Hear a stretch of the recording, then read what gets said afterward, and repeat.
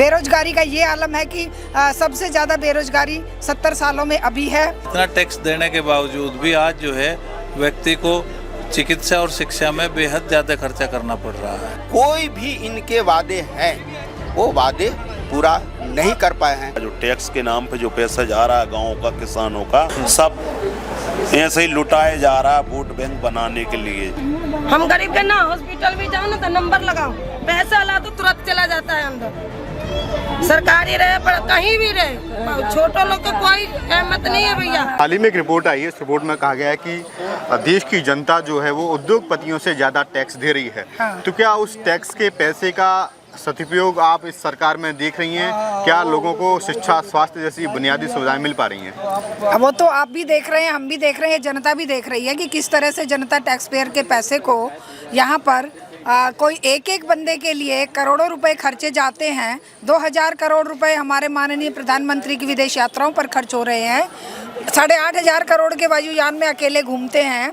12 एकड़ के घर में रहते हैं। मुख्यमंत्री अपने राजमहल, ताजमहल और पता नहीं शीश महल बना के रह रहे हैं। तो जनता के टैक्स पेयर के पैसे से तो ये सब हो रहा है।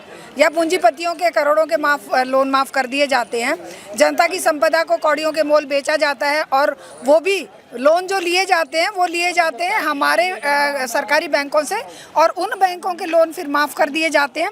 तो कुल मिलाकर जनता के पैसे का यही हो रहा है। जनता के स्कूल बंद किए जा रहे हैं, हॉस्पिटल्स को बर्बाद करके सरकारियों को प्राइवेट किया जा रहा है और जनता के महंगाई की मार से जनता त्राही कर रही है। कोई क्षेत्र ऐसा बता दीजिए जहां पर जनता को सुकून हो। बेरोजगारी का ये आलम है कि सबसे ज़्यादा बेरोजगारी 70 सालों में अभी है। हमारे एसएससी के बच्चे हो, चाहे नीट के हों, चाहे किसी और कार्यक्रम, किसी और प्रोग्राम के बच्चे हों, किसी और कोर्स के बच्चे हों, सबके साथ धोखा हो रहा है। केवल मुट्ठी भर लोगों को सुविधाएं और मुट्ठी भर लोगों की जेब भरी जा रही हैं। तो इसी तरह से टैक्स पेयर के पैसे का इस्तेमाल हो रहा है।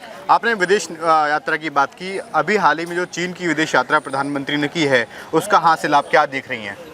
चीन की विदेश यात्रा एससीओ की बैठक में जो हमारे माननीय प्रधानमंत्री जी गए हैं उससे एक बात सामने आई है कि हमारे प्रधानमंत्री केवल अपनी हंसी और अपने ठहाकों के लिए वहाँ पर गए थे, वहाँ पर प्रसिद्ध हुए थे। बाकी देश को कुछ हासिल होगा ऐसा नहीं लग रहा, क्योंकि जहाँ पर हमारा सामान जाता था अमेरिका में, जहाँ पर हमारा प्रोडक्शन जो एक्सपोर्ट होता था उस पर तो 50% टैरिफ लगवा दिया और जहाँ से हम इंपोर्ट करते थे चाइना से तो उसके साथ कोई समझौता ऐसा नहीं हुआ है कि भाई चाइना हमारे ऊपर कृपा करके हमारे जो टैक्स को जो है वो उनके सामान पर टैक्स हट जाएगा और हमारे यहाँ पर हमारे सामान पर वहाँ टैक्स हट जाएगा और हमारे प्रोडक्शन बढ़ेगा। यहाँ तो किसान बर्बाद होगा। कपास की जो इन्होंने घटा दिया है टैक्स 11%, उधर 50% टैरिफ जो टेक्सटाइल और दूसरी चीज़ों पर लग गया, तो देश की बर्बादी है। और उस बर्बादी से ध्यान हटाने के लिए चाइना की गोद में अगर जाके बैठोगे,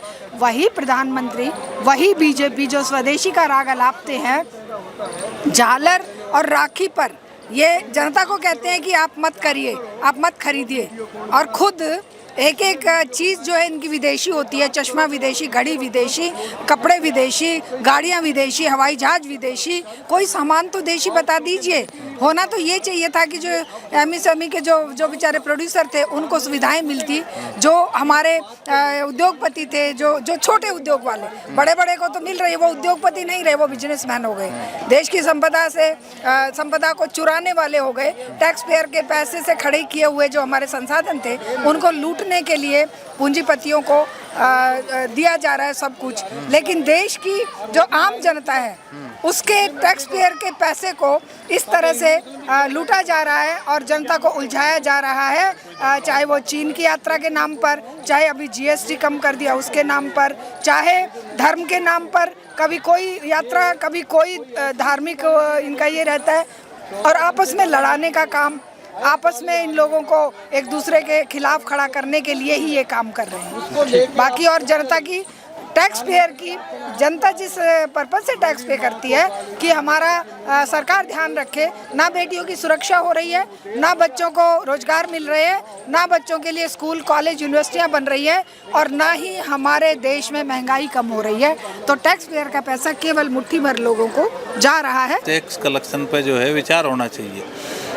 वो दुनिया में कहीं इतना टैक्स नहीं है। 28% टैक्स दुनिया में कहीं नहीं लगता है, लेकिन इतना टैक्स देने के बावजूद भी आज जो है व्यक्ति को चिकित्सा और शिक्षा में बेहद ज़्यादा खर्चा करना पड़ रहा है। आज लाइन में लगना पड़ता है, सरकारी सेवाएं जो है वो हेल्पलेस हो चुकी हैं। 3-3 दिन की लाइन है, 1 साल के ऑपरेशन के समय है, तो आदमी को प्राइवेट की ओर भागना पड़ रहा है। तो मेरा ये मानना है कि जिस तरह से फूड सिक्योरिटी एक्ट देश में है, उसी तरह से एजुकेशन राइट तो है, लेकिन उसकी क्वालिटी क्या है इस पर कभी चर्चा नहीं होती। और देश में इलाज का अधिकार भी हर व्यक्ति को होना चाहिए, उसके पास पैसा है या नहीं है। लेकिन आज जो है हमारा जो ग्रामीण स्ट्रक्चर है वो पिछड़ रहा है।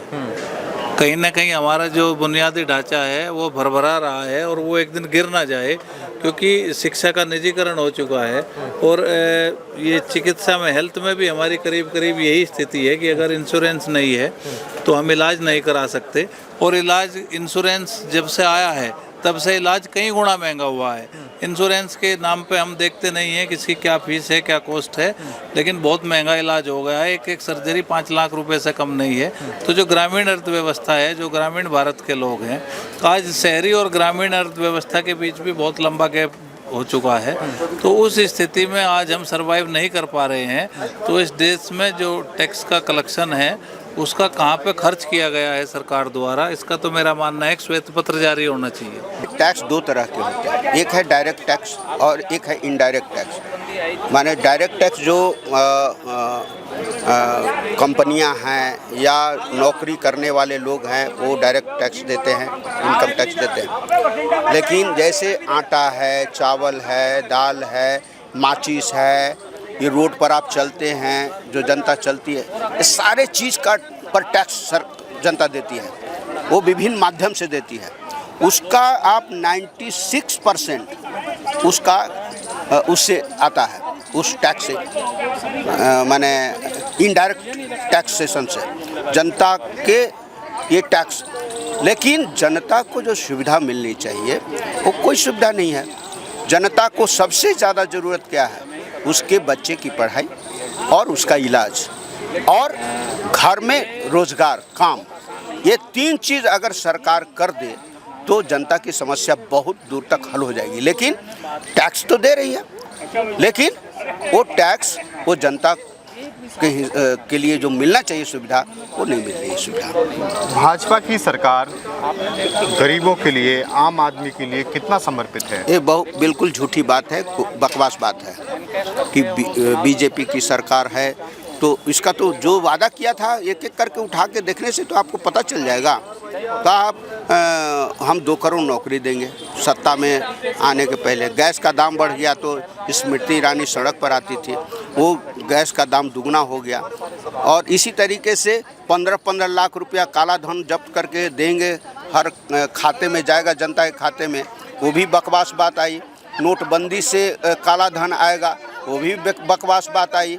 कोई भी इनके वादे हैं वो वादे पूरा नहीं कर पाए हैं। ये हम तो बिहार से, वो देख रहे हैं क्या कि टारगेटेड है कि जो माइनॉरिटी सेक्शन है, माइनॉरिटी सेक्शन को हटाने का टारगेट है। वो BLO से भी बात हो रही है, वो ये साफ साफ कह रहे हैं कि जो माने माइनॉरिटी सेक्शन है, खास करके मुस्लिम, उसको वो टारगेट करके वोट से, अधिकार से वंचित कर रहे हैं। ये षड्यंत्र चल रहा है। तो ये गरीब की बात करके और इस तरीके से 11 साल इनका चल गया अभी और चल रहा है, तो ये सब बकवास बात है कि गरीबों की बात करते हैं, गरीबों के लिए कुछ काम करते हैं। जब सुबह से स्टार्ट करते हैं, टूथब्रश से लेकर के रात के सोने तक हर चीज़ पे आपको टैक्स लगता है। वो तो हर चीज टैक्स पे। सवाल मेरा ये है कि आपके टैक्स के पैसे का क्या बिजली, पानी, शिक्षा, स्वास्थ्य, अस्पताल, रोड, क्या सही उपयोग सरकार कर पा रही है? नहीं कर रही। हमारे गांव में रहते हैं हम लोग, गांव के स्कूलों में तो स्कूल ही नहीं लगते,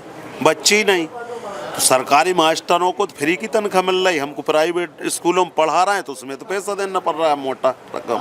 पैसा नहीं होता है, बच्चों को एग्जाम नहीं कराते, उनको किताबें नहीं दी जाती बच्चों को। अभी ये कंडीशन प्राइवेट स्कूल। अस्पताल हैं तो गांव के अस्पताल 90% बंद पड़े हुए हैं, कोई डॉक्टर गांव में रहने को तैयार नहीं। तो इसीलिए तो बोल रहे हैं विकास गांव तरफ किया जाए, हाँ जी, गांव तरफ विकास किया जाए, जब ही गांव की बदतर हालत सुधरेगी। न सब हमारा पैसा व्यर्थ में जा रहा है, जो टैक्स के नाम पे जो पैसा जा रहा है गांव का, किसानों का, सब ऐसे ही लुटाए जा रहा है वोट बैंक बनाने के लिए। जातिवाद और योजना बनाओ, फ्री का बांटो, उसमें ही जा रहा है सब किसानों का पैसा। क्या सरकार जो है ये उद्योगपतियों की सरकार है, पूंजीपतियों की सरकार है? उद्योगपतियों के लिए तो कर ही रही सरकार, किसान के लिए आज 2014 में मोदी जी प्रधानमंत्री बने, उससे पहले जो गुजरात के मुख्यमंत्री थे, इनने खुद ने लिखा था स्वामीनाथन आयोग की रिपोर्ट लागू की जाए, मनमोहन जी को चिट्ठी। तो जब जे प्रधानमंत्री बने तो इनने वो स्वामीनाथन आयोग की रिपोर्ट लागू नहीं की। उद्योगपतियों के कर्ज माफ करती है सरकार, किसानों को कर्ज माफ नहीं करती, तो वो उद्योगपतियों की सरकार। किसानों का कर्ज है 14 लाख करोड़ का, और उद्योगपतियों का कर्जा 14 लाख करोड़ का था, उनका माफ कर दिया किसी 8 व्यक्तियों का। तो वो उद्योगपतियों की सरकार है, वो किसान का सरकार। जबकि किसान आज आपदा से जूझ रहा, पंजाब का किसान आपदा में बर्बाद हो रहा, और उसका कर्ज बनेगा तो वो कर्जदार उसका माफ करने चाहिए सरकार को, क्योंकि उस पर आपदा आई थी। उद्योगपति एक अपनी कंपनी बनाता और उसको बताता है भाई कंपनी लॉस में गई, तो उसका छूट हो जाता है पैसा, सरकार माफ करती है। तो किसान को भी कर्ज माफ होना चाहिए। आपको पता है हर चीज पे आप टैक्स देते हैं? हाँ। हर चीज पे टैक्स देते हैं आप? लेते ही हैं हर चीज पे। तो क्या टैक्स जो है आपका सही लग रहा है? क्या सही विकास हो रहा है टैक्स का? एक बात बताओ भाई, ये सब बड़े भाई ये बड़े लोग के छजते हैं, हम गरीबों के नहीं छजते हैं। हम लोग कमाएंगे, टैक्स कहाँ से भरेंगे? इसमें कहाँ से फालतू देखो, कहाँ से आमदनी देखो। गरीब लोग में कमाई नहीं, उतना है ही नहीं, खर्चा दुनिया हर चीज में टेस्ट लगता है, सब चीज लगता है, कहाँ से पब्लिक क्या करे? ये सब बड़े लोग के सौंपते हैं, छोटे लोग के नहीं भैया सौंपते हैं। फिर सरकार ये छोटे लोग से वसूलते हैं, बड़े लोग के तारते हैं। ये जो हकीकत है सो है।